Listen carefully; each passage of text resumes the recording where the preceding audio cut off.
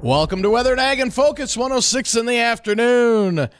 I'm Chief Meteorologist Dean Wysocki alongside Justin Stemen, our wonderful talented Ag Director Bridgette Readel. Good afternoon, guys. Guess what? We got more rain coming into the area. Bridgette. Where's my rain, Dean? When are the farmers going to be able to get out? It's going to be a little wet. There's a lot of 10-day forecasts that if it stopped raining now and we got a breeze and the sun came out, we'd start to see the chance to get back in the field. And I'm actually in Dickinson right now, and it was pouring here about a half hour ago. A lot of rainfall. These guys really love it out here, though. The pastures are actually looking green. They can take moisture in a lot better ways than we can on the eastern side of the state. Right. Yeah, we got rain moving in right now, stretching just southwest of the FM area from Lisbon area, areas down around Ellendale. They're getting some rain moving all northeastward. Some of that moderate as you go towards the west of the valley. And we'll see that rain overspread the area as we head throughout the afternoon with highs today into the 50s. Looks like mid to upper 50s, a little cooler in the northern valley with east winds of 10 to 15. That rain goes through about midnight tonight, then shuts off, and we turn partly cloudy, maybe a little patchy fog. Picking up about a quarter to a half inch, and lows down to 40 tonight. Sunshine returns tomorrow. Breezy conditions out of the west, but not overly breezy, about 10 to 20. Highs in the mid to upper 60s tomorrow. Then guess what? More rain Thursday and Friday back in the forecast. In fact, then we've got our Christmas storm that cycles back in next week, and we all know what that brought. So we've got a pretty wet-looking forecast over the next, week to 2 weeks, to be honest with you. Not a lot. We'll see a couple days of drier weather, and then the rain comes back. It's just not a lot of there's not a long stretch of any dry weather. So if we have that old wives' tale from 90 days after you see fog that it's going to rain. Well, I had fog this morning past Page, about halfway to Tower City. There's a heavy fog, so that's a possibility. And honestly, as I head west to Bozeman, it's supposed to snow. So thanks. Really appreciate that, folks. We told you to run into it. Welcome. I was hoping you were wrong. I wish you two could be wrong. Oh, we're wrong. Just not on that part. Sure. Well, we'll see how it goes. Yeah, you'd be fine for the most part. You'd be just fine. Nothing to worry about, Bridgette. Just a little snow. All right. We're going to make sure that goes well. Mm-hmm. Well, we got some fun things coming up on the show throughout this afternoon. I think we're done with the giveaways. We gave that away. It was Arden was our winner yesterday for the rain gauge. So, Arden, if you weren't listening, you won. You can claim that WDAY rain gauge at the front desk. You just got to have a photo ID, and you can pick that up anytime between Monday and Friday between 8 and 5 o'clock. But we got some fun topics that we'll be touching on throughout the course of this afternoon, and that's one of them being an increasing fruit fly detection, and as well as Minnesota cover crops. We'll be touching a little bit on that as well with another check on the forecast at some point throughout the show, and our guest today is going to be our Farm Finance Insider segment with Greg Stemen from Starion Bank. So he'll be joining us in our next segment. And if you want to ask any questions, feel free to give us a call at any point throughout the course of this hour on the Red Wing Shoes shoe line. That's 701-293-9000. Or emails to the program are weatherorag@flagfamily.com, as well as Bridgette's personal phone call. You can send her all the questions and fun comments that you want that way as well. And Bridgette, is your phone lighting up? Have we got a sponsor for that thing yet? We don't have a sponsor for it yet, but it is a little lit up on the fact that currently I am working on making sure we had connectivity. And so thank you to Addison, who's our sound engineer, for making sure that he's got our guest all connected for today. That's Greg Stemen, as you mentioned, with Starion Bank. Got lots of great things to ask Greg about today. We've had a number of questions from people. So looking forward to having all that discussion. Do you guys want to tackle anything in the world of ag for the moment? What are your thoughts? Yeah, let's hit a couple topics. Let's do it. Okay. And since I'm not going to be on with you tomorrow, I actually want to get to this one, and hopefully you guys take it and run when I'm not here. And that is tomorrow, well, it's actually already been out, but one of the things I would have talked about with you tomorrow is something that's going on with John Deere. They're currently looking for their chief tractor officer. It's a CTO. And how are they going to do it? Brock Purdy is happening. Isn't that guy? Doesn't he play football? Isn't that the guy? Yeah. Yeah, he's a football player, I think. What, do you know what position he plays? Yes, Dean, I know what position. Okay. He's a running back for the Chargers. Wow. I think he's serious. Or is it the Vikings? I think it's the Vikings. Too. He's a running back for the Vikings. He's the new quarterback for the Vikings. No, that's that Jefferson dude. All right. Anyway, Bridgette, save this, Bridgette. Okay, so now that everybody is thoroughly confused, all right. So he's a former Iowa State Cyclone, and it's Brock Purdy. He is with the he's the quarterback, and he is now going to be working with John Deere. He wants to help bring this social media idea to reality. So he literally has a YouTube video that's already out asking people to apply, and there are a number of farm ag influencers who are on the video, and additionally he's bringing in some other folks from the NFL, and the job is indeed real. Brock Purdy talked about this on the Pat McAfee show, and he has returned to his in-laws farm like in Iowa on his bye week as a rookie or any of those types to help with harvest. So he truly is vested in farming. And even though he has a great career with the San Francisco 49ers, he's currently going to help John Deere find who should be the next chief tractor officer to help promote John Deere on all their social media. And I believe the cutoff to submit that video, if you want to be that person, is tomorrow. So you're going to have to get on it pretty fast to create your video, guys. You can do that, it. Dean? Better get on it. I know. All over. It could be a once-in-a-lifetime opportunity for you. It could be. Yeah, you like that? So if you guys go to johndeerecto.com, you can go ahead and apply, but then you'll also be able to see all of the things that Brock has been doing in order to promote this. And again, it really is a real job. It's something that John Deere is truly doing. Right on. Well, let's touch on another one that you're not going to be able to elaborate on us tomorrow, and that's going to be someone with the idea of taking the old McDonald's liquid chicken and putting it into a 3D printer and making some chicken nuggies out of it. Why don't we touch on the whole 3D printed meats? There is actually some work that is being done where that's not far off, where they're printing edible foods in a 3D printer. One of them would indeed be meat. We've looked at lab-grown meats as a potential opportunity as well. I'm not a fan of the idea of lab-grown meats. One of the reasons for that is I want you to think of it this way. With lab-grown meat, they're going to start with the DNA of a beef animal or a chicken or whatever species in some way. And then from there, they're going to grow it in a petri dish to make it more and increase what they're doing and increase the production so that it would be shareable. Now, what you could be doing instead with 3D printing is literally some way, some shape or form, you'd be able to buy the items to get you started and then be able to print your own meat at home. What? So you wouldn't have to raise an animal. They're talking about being able to print your own. I don't know. I'm a little freaked out by the whole idea, but yeah, it's there. I mean, if we really get into it, how much more different is it than things that they're kind of already doing? Well, this is the company that wants to do this is called Stakeholder Foods, and they're calling it Schmeat, SH meat, or SH fish. Schmiff. I don't know how to say this. Fish careful. One. And so, yeah, no kidding. So they want to use the ingredients that are approved for use in the U.S. They would ensure food safety compliance. They would all achieve a generally recognized as safe status. And then those products would be crafted to mimic the taste and texture of traditional meat and fish. I find that sketchy. That's messed up. I'm sorry. I mean, they do the same thing with chicken nuggets, though, right now.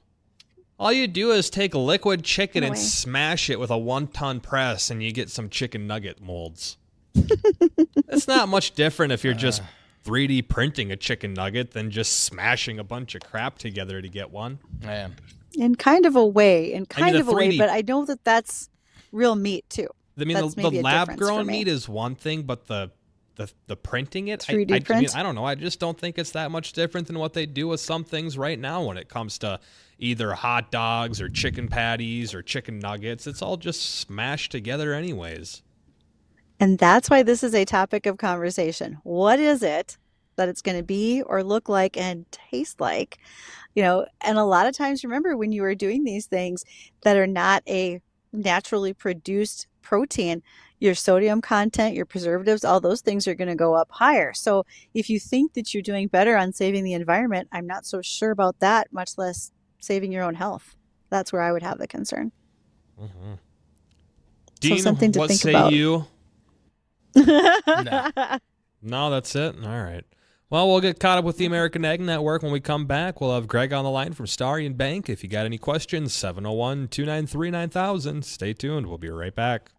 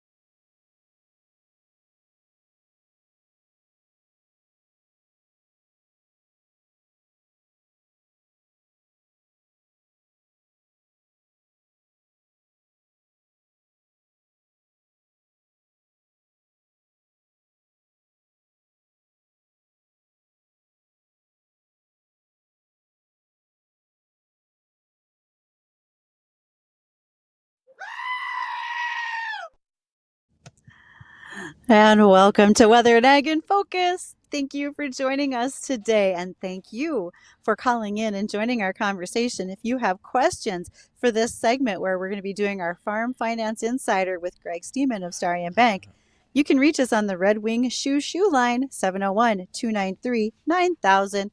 And we always take your text messages as well as your emails, I should say. Emails are at weather.or ag@flagfamily.com. And thank you to all those who are watching us on Acres TV as well as Facebook and YouTube. Well, our guest is here. In fact, Greg is joining via video today as well. Welcome to live streaming, Greg. Thanks for being here. Hey, it's great to be on, and I'm glad the technology is supporting it. It really is. So I have gotten questions from a number of folks over the last few weeks since we spoke. All right. The first question that we need to answer today for you, Greg, is when you look at the length of term for machinery loans or a line of credit, how long are those? Is this like doing a car loan, or are you doing X amount of months of 0% financing? What does that look like? Uh, well, I appreciate the question. Let's break it down. We'll talk about lines of credit first. Typically, a line of credit is going to be on a growth cycle, and so you're probably going to set up for a 12-month maturity, and kind of go from there. And typically, they're open-end lines of credit, so people can advance on it, they can pay it down, but that's typically going to be a 12-month cycle, and then you expect, if you renew your line of credit and you still have a balance on it, what you want to do is make sure that there's enough adequate inventory to pay off the remaining balance. And so you may roll that existing balance into the new line of credit. And that's something that's typically done every 12 months. Now, sometimes based on the credit risk of the borrower, there are some very strong borrowers where you might just say, you know what, let's set up a 3-year line of credit, but let's do an annual review on it. Because and that credit risk is based on their payment history, based on their performance, based on their financial position and what their balance sheet looks like. And so those are things that when it comes to lines of credit, though, in the ag industry, it's typically a 12-month cycle, because that's your growth cycle. That's your growth and your harvest, and then you reset and you start over again. So I think that's typically what happens, is the 12-month cycle, but there can be multiple year lines of credit, and that would be because of the strength of the borrower. The second thing that you asked, Bridgette, was, when it comes to machinery loans, when it comes to what your amortization schedule or the length of the loan, you kind of want to look at what's the expected length of use of the equipment. Now, back in, not too long ago, 5 years was kind of the maximum people would go. Sometimes you'd only do a 3 to 5 year term on machinery loans. But when you look at, I think the way things are built nowadays, going out to 7 years is not uncommon. And then also, when you look at finding a way to try to cash flow a $750,000 piece of machinery, that would come down to a bank by bank policy decision. Do you want to go to an 8 year? What is the expected use length of this equipment? Is it built better? Is it built to last longer? Is it built to retain its value longer? Those are the things that you really factor in. So you kind of look at the length, the expected, the life expectancy of the machine, whatever it might be. If you're buying used machinery, I would anticipate that it's seldom that banks will go over 5 years. But when you look at new stuff, maybe they'll go out to 7. And depending on, kind of what the recent history has dictated, I think it would be a bank by bank decision if they went longer than 7 years on an amortization schedule. So I have maybe an odd follow-up question to that. But when you look at some of these new tractors and combines, you look at that giant 9RX or the combines, et cetera. And when you think about it, that's sort of a limited group of people who would buy that in a used market. Do you factor that in, what potentially the resale is or trade-in values, et cetera, down the road when you're working with your farmers to look at buying a piece of equipment of that size? I think that has to be evaluated, Bridgette. It's a really good question, because what you always want to look at is you want the primary source of repayment to be proceeds from crops grown. That's or livestock sold. That's typically what your primary source of repayment is. But you always have to have, what are your secondary, sources of repayment, and one of those is, what is the value, the liquidation value of the piece of machinery. And if we had to, if they weren't able to repay with crop proceeds or livestock proceeds, can they repay it if they sell the piece of machinery and get a cash return? Is that an adequate amount to be able to pay off the remainder of the balance? So those things are looked at on an item by item basis, to be honest with you. And you have to look at historical. Some pieces of machinery, some brands hold their value longer because of historical data, and some don't. But I think more and more so, you have to look at it on a case-by-case basis. But that's a really good question, and it's worth asking, because you don't want to have to sell the piece of machinery to pay the loan back. But in some unique cases, that's necessary, and you want to make sure that you haven't devalued that piece of machinery because you allowed too long of an amortization schedule to where the sale of that piece of machinery couldn't pay off the balance of the loan. I got one for you, Greg. Over the past few years, we've been watching interest rates continuing to go up. And a couple of years ago, I feel like a lot of people were trying to get into either financing something or taking a loan out so they could get in at a rate before it got higher and higher and higher with all the talk of raising these interest rates. And now that we've gotten to a point to where these rates have settled down at, and now discussions of the Federal Reserve starting to talk about bringing those rates down or anticipating 3 decreases in those rates of probably a quarter point over the next year. Have we seen people coming in looking for either lines of credits or loans slowing down in anticipation that those rates may be going down a little bit in the short term, or have things kind of stayed the same? What's it been looking like on your side of things? Well, it varies, to be honest with you, because it's so hard to predict what the Fed's going to do. I mean, there are times when people are very, very bullish on, oh yeah, they're definitely going to drop rates, and then they'll back off a week later or a day later. I don't think anybody knows at this point in time what's going to happen with the rates, because I think people aren't seeing, that easing of inflation right now the way they anticipated or the way they had hoped. So it's going to be interesting to see if there are not, if there are or aren't interest rate changes, and if there are, I'm not sure that they'll be drastic. Maybe 25 basis points at a time, which is typically how they handle it. But, as far as how it's impacted borrowers, one of the things that we've looked at Starion is, when it comes to some real estate things, we will present with that to them. And this goes back to the amortization, length of amortization that Bridgette talked about earlier.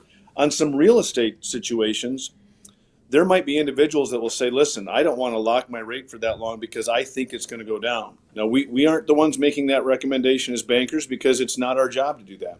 Mm-hmm. We simply have the discussion about, well, depends on what you think rates are going to do.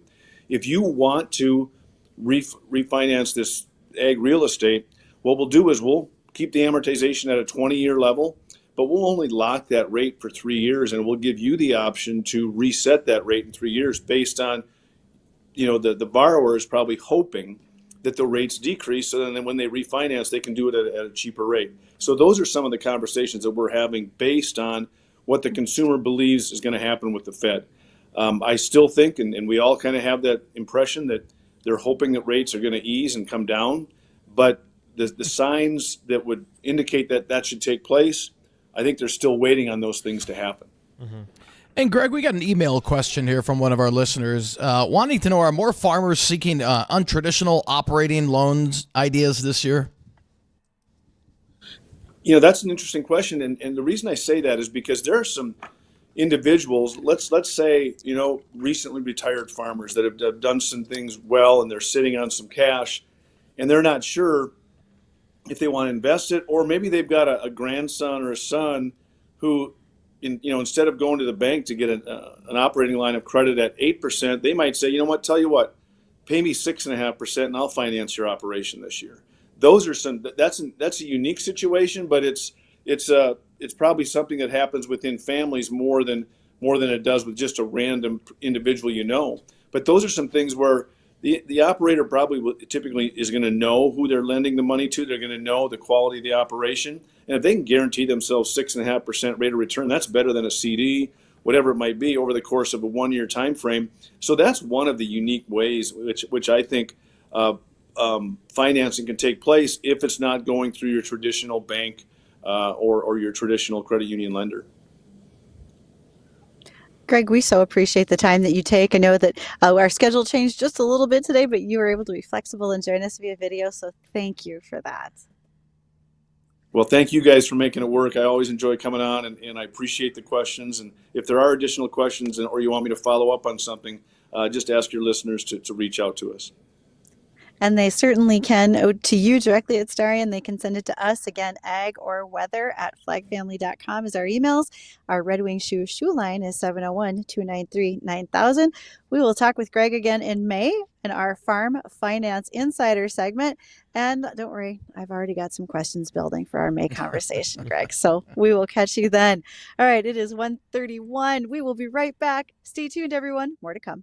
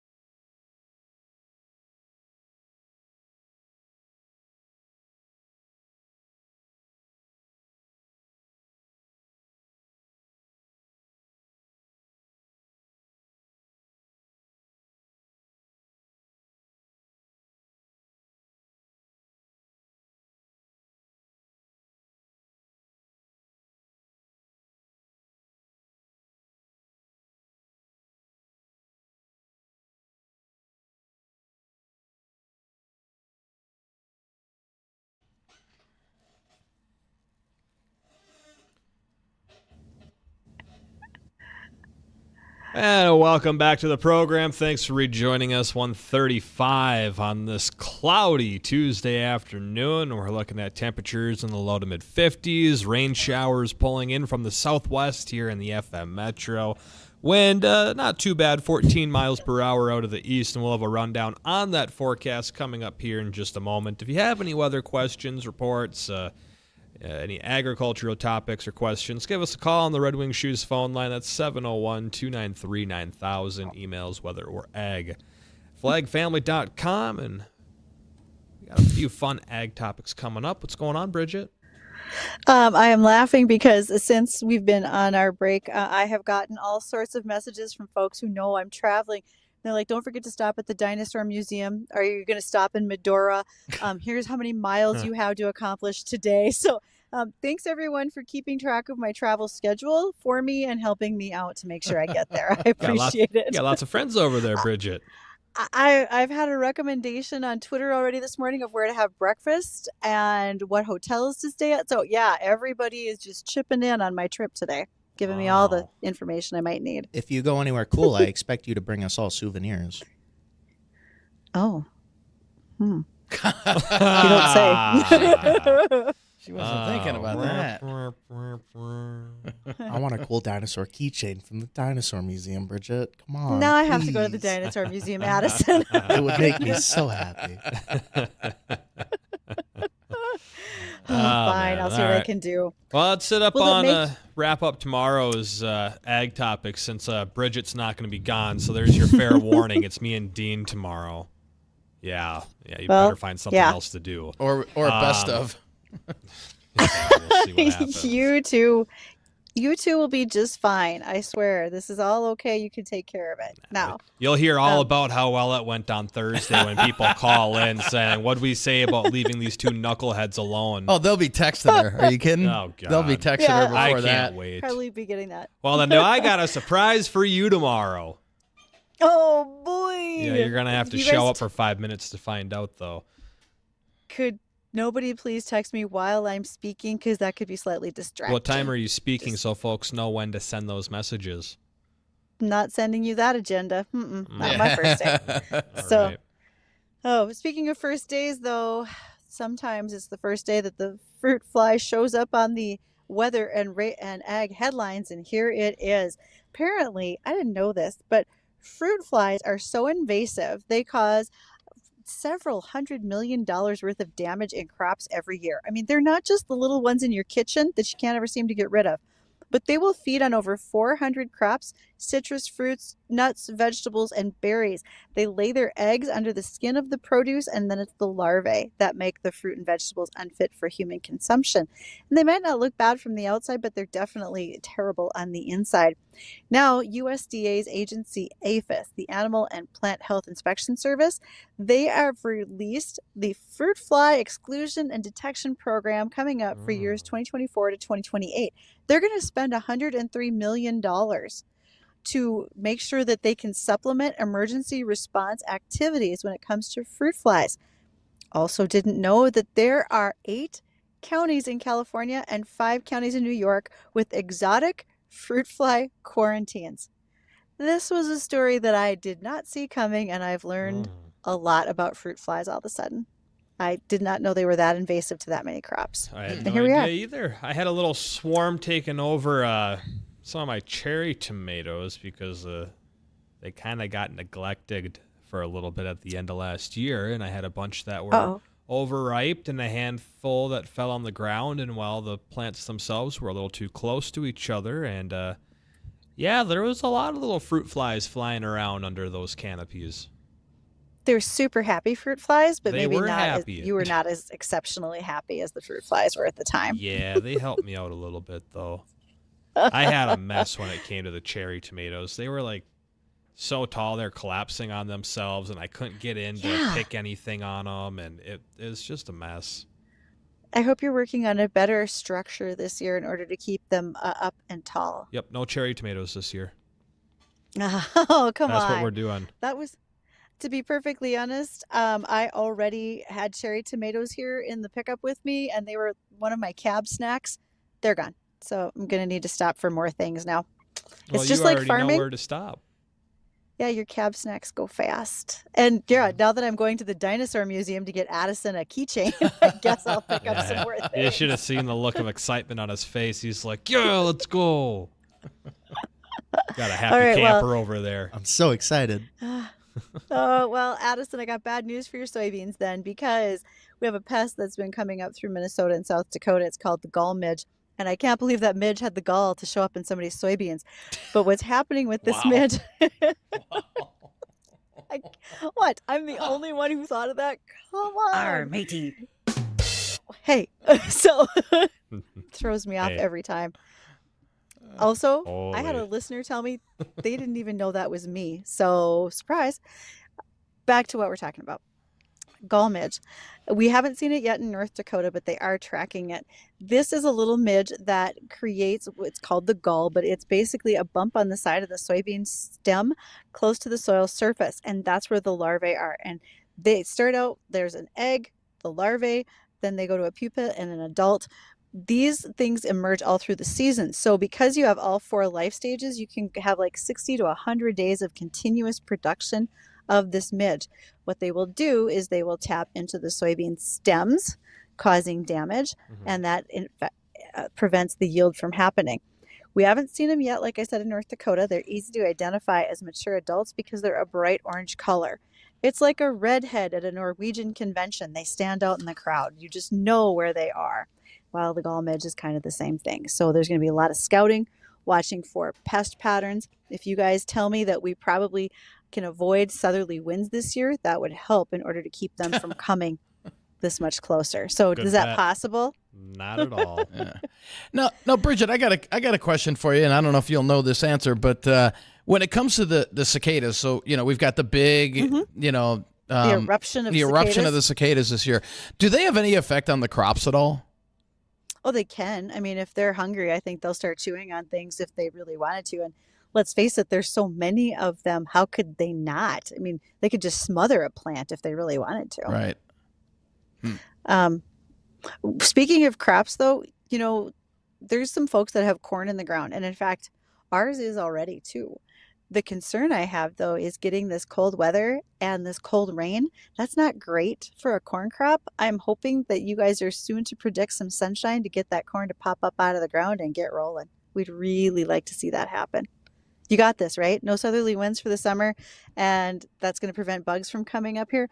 And then also you're going to make sure that we get sunshine to pop our corn out of the ground fast. Boy, She's she's asking for a lot. I would say she's not here. asking for a whole lot, is she? I don't even know if I got a sounder to cap that one off. Yeah, Just I doing don't what know I if I can. can help you on either of those things there, Bridgette.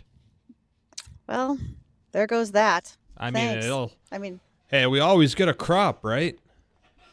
we always plant a crop. Oh, it's But not getting a guaranteed crop? that we get one? It's rare that we don't get a crop. Yield, of course, is always something that we have to be concerned about. Oh. So go big yield. That's what we're after this year, isn't it, you guys? Mhm. Yeah.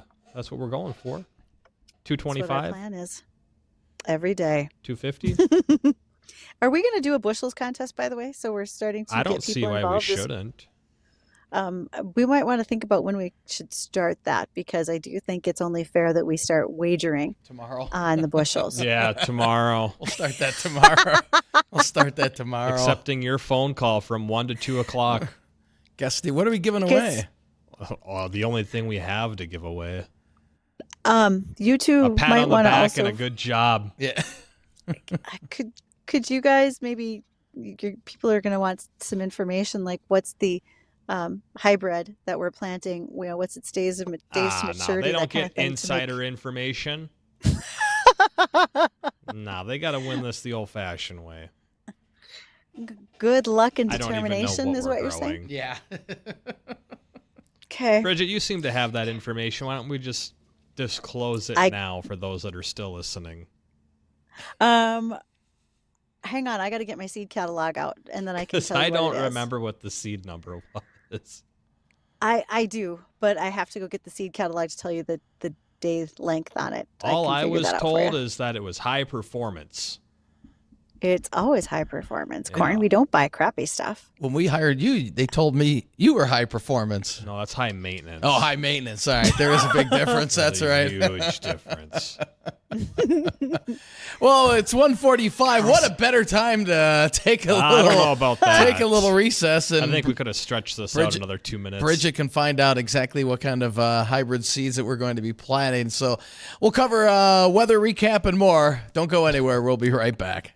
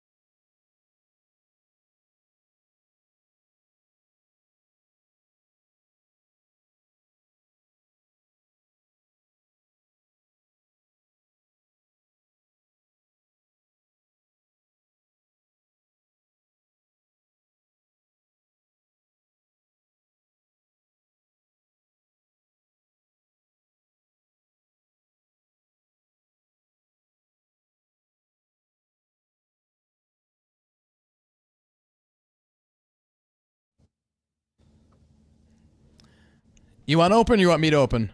You can open. You just opened. Oh, the mics are on. Yeah, you see that? You see that big red light over there? When that thing's on, that's the time I've to talk. seen that on before, and the mics haven't actually been on. So welcome back to Weather and Ag in Focus, 1:49 in the afternoon. Temperature 50. First day? First day. 54 degrees. Yeah, it's second. Hey, slow First day learner. for you guys? Yeah. So, Bridgette, have you ever heard of topsy-turvy? The planter? Those were a thing quite some time ago, maybe 10 years ago, where you were supposed to be able to plant the tomato plant in this plastic cylinder, hold Right. it upside down like from your clothesline, and then when the plant grew down, because of gravity's effects, it would be easier to get your tomatoes. The only problem is I saw people do that, and then with the wind that we had, they would plant like a seedling tomato plant in there, and the wind through that would whip that tomato stalk within its opening and just break it off. We were just talking about it off air, and they still sell them. Yeah. They do. Yeah. Yeah, you Wow. can get them on Amazon, eBay, and Walmart. Looks like you get something there on Temu for all you Temuer people course. out there. Well, You make sure you Timu-dian? get to No. No. build their Wish. stock strength up before you do it. Wish what?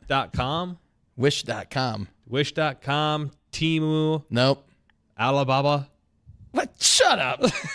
You never heard of any of these. Now you're just making stuff up. Oh my God, you haven't heard of any of I'll those? do, I'll do Amazon, and that's about the extent of it. That's like He's not a shopper. it's like Yeah. China's Amazon, Walmart, Not and buying- Great Value. I'll buy the Alibaba the tea. less crap I can buy from China, the better off we are going to do here. So Hey, speaking of when it comes to here we grow, I have the answer back. I believe with having my book handy, I believe that our relative maturity on our corn is a 91-day hybrid. So for those who want to make guesses on that, it's 91 days. Also, a great big thank you to two of our sponsors, the Steffes Group, the Auctioneers, as well as Dakota Bank. We thank them for all of their input and what they do.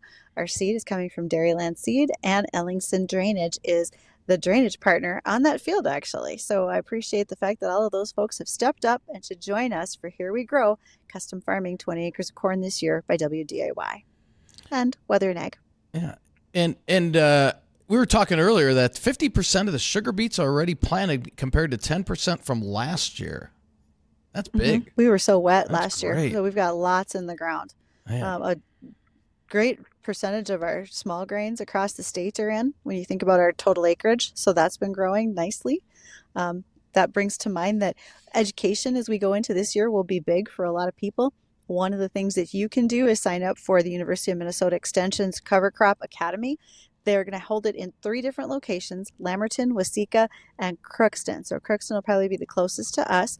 You'll start out with an in-person visit at their Research and Outreach Center at Crookston, and then after that there will be bi-monthly webinars that'll go on through the year. So if you work with farmers, if you're a crop advisor, crop consultant, agency personnel, educators, ag lenders, agronomists, and more, and you want to learn more about cover crops, you can do that with the University of Minnesota. It'll be hands-on as well as webinars.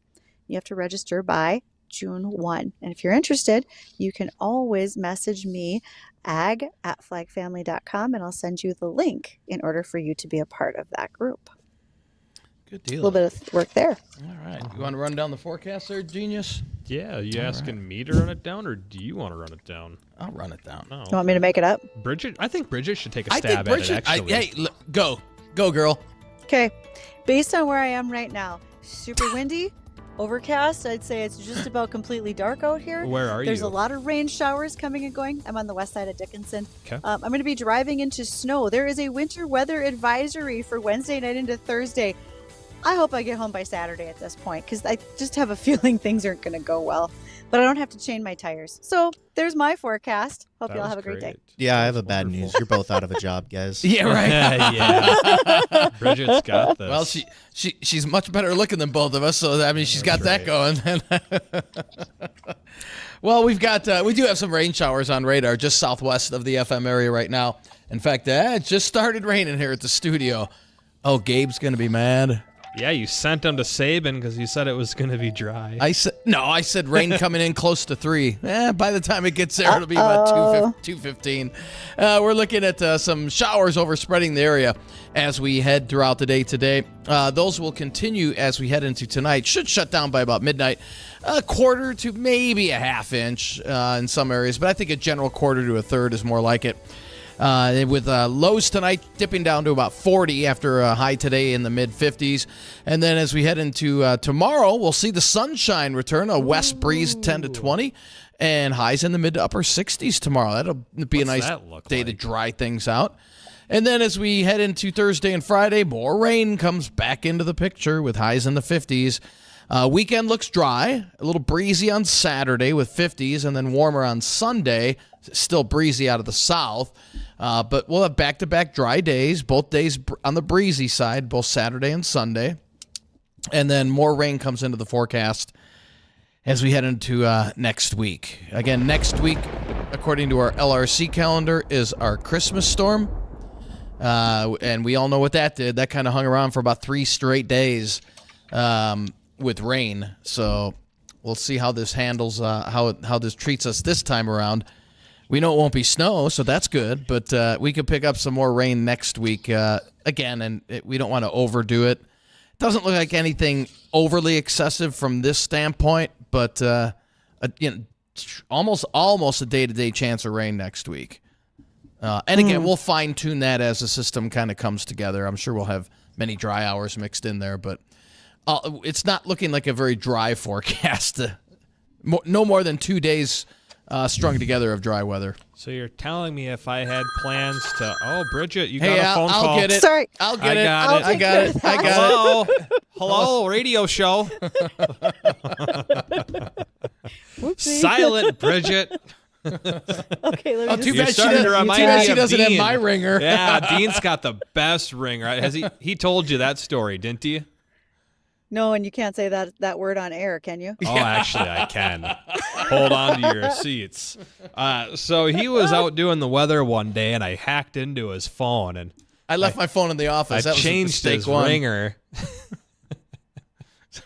And to this day, it's still me. I'm just leaving it. I'm just leaving it at this standpoint.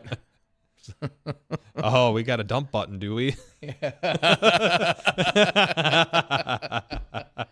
go off at the gym one day? Yeah, everybody's looking at me like, oh. Thanks. You're welcome. So basically what I hear is that if I had plans to till my garden this coming up week, that I'm probably just going to be making a mud pie.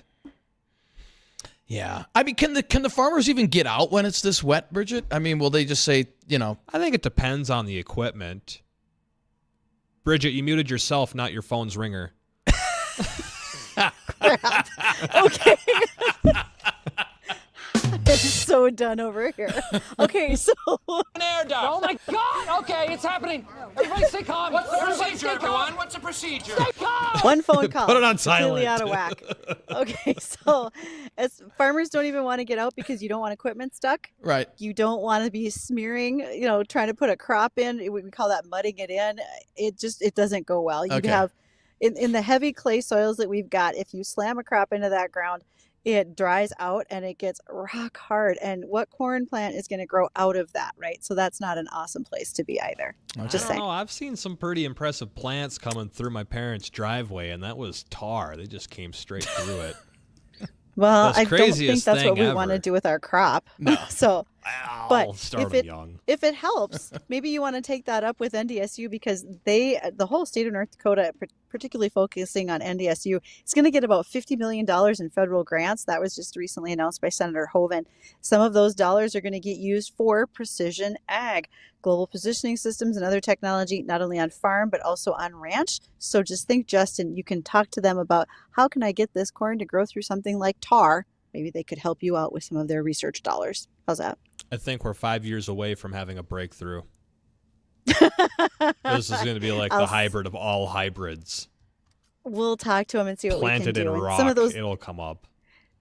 some of those dollars also are going to be slated to be used on a collaboration between NDSU and Grand Farm. The Grand Farm is a research farm west of Castleton, North Dakota. going to see what all sorts of technologies and excitement they bring to the region starting this summer. Right on. That'll wrap it up for us today. Oh boy, I can't wait to have so much fun tomorrow. Dean and I we've already been snickering on the plans that we've got in store for you. We're back tomorrow, 1 to 2 o'clock in the afternoon. The Jay Thomas Show's coming up next.